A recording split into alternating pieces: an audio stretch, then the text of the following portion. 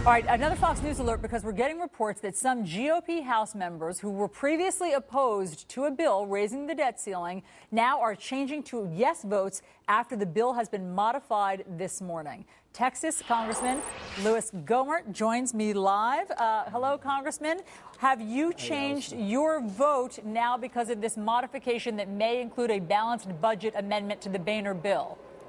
Well, we're getting the full bill with the language added, and I've got to read that, but I've moved off a no to undecided, and if, you know, the balanced budget amendment, if we can get that done, people have tried before unsuccessfully. That's a game changer.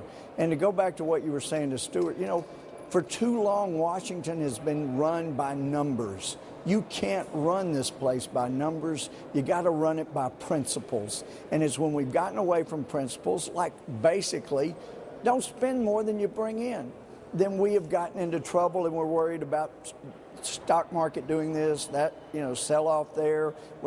We just get back to principles, and the stock market should love it. In the meantime, you know, the truth is, if the deficit goes up or not, Wall Street makes tons of money.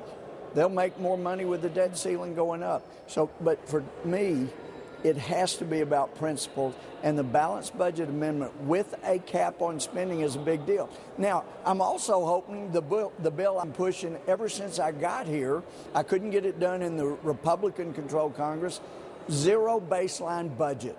If we just zero out all of the automatic increases, I understand it's a $9.5 trillion if CBO scores it. If you just don't automatically increase over 10 years, we save $9.5 trillion. Now, Congressman, there's so many basic principles we need to follow that we're not. Now, Congressman, you've said that in this whole process of negotiating with the Speaker that you were bloodied and beaten. And I'm wondering about your battle wounds today. Are you well, bruises take time. Well, the bruises take time to heal, and in fact, if you go back to TARP and when I was begging in our conference, please read this bill. If you'll read it, you'll see you don't do this in America. You don't give one man $7 billion. I couldn't get enough, and there were some things said that hurt, but I was right. I stood on principle then. Okay, and, so I mean, same thing now. But you got bruised because you were standing on principle. So what were those conversations and negotiations like with the Speaker? Did you say to him, I need a balanced budget amendment in here and then I'll vote yes?